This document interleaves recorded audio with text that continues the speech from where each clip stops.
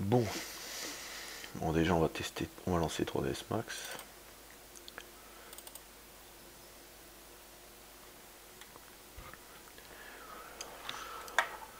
Alors j'ai mesuré ta pièce dans tous les sens, mon gars.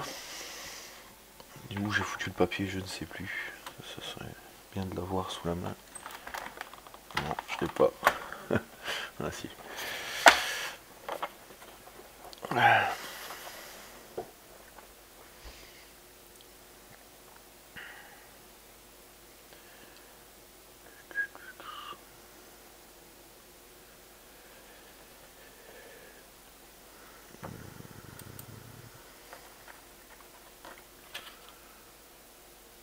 Moi j'ai déjà fait des tests et tout. Donc, assez simple à faire, tu vois. Bon alors on va commencer. Tu vas ici, dans créer, cylindre. Tu crées un cylindre. Hop, tu le mets à peu près au milieu, on s'en fout, de toute façon on va le recentrer après. Tu lèves, hop, voilà, on s'en fout. Donc ici, moi j'ai pris comme dimension 28,4. À savoir que 28,4 c'est le diamètre et là c'est du rayon. Donc il faut multiplier par 10 aussi. Parce que dans 3ds Max il faut multiplier par 10. Donc là j'ai 28,4. Ça fait 14,2.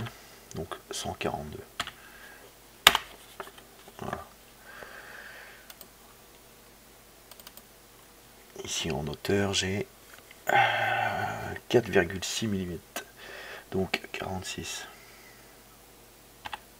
Là c'est de la hauteur, donc c'est pas du rayon, ça passe. Voilà. Ici 5, on s'en fout, on n'a pas besoin de segment en hauteur. Par contre ici on va en mettre 60, histoire d'avoir un truc assez rond, sinon ça va être moche. Donc voilà. Ensuite on va recentrer ça. Tu te mets en déplacement ici, tac. Toujours bien te remettre en déplacement à chaque fois quand tu veux bouger tes pièces et tout.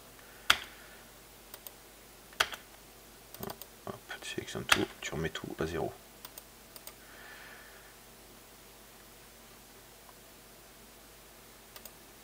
Ici on va regarder la vue. Ici c'est important, garder toujours ces vues là de la même façon, jamais y toucher. Juste te promener dedans comme ça, faire des zooms et te promener dedans pour voir, mais pas tourner la vue, quoi. Celle-là, juste celle-là pour tourner. Parce que sinon tu vas t'emmerder après. Je te ferai voir pourquoi. Toujours travailler dans celle-ci, l'agrandir. Tac. Si tu veux faire une sélection dans un truc, tu peux faire, mais faut toujours travailler dans celle-ci.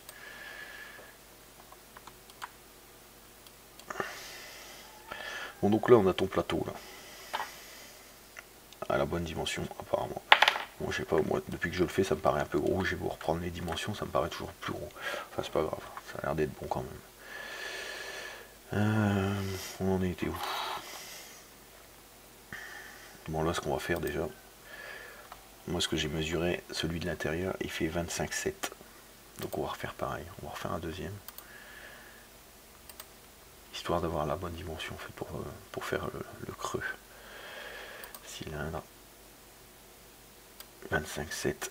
On va calculer ça, on verra. On s'en fout de la taille. C'est juste pour. Il va servir de guide en fait. 25,7, 25,7, 25,7, 25,7, ça fait 12, 4, 12, 3,5.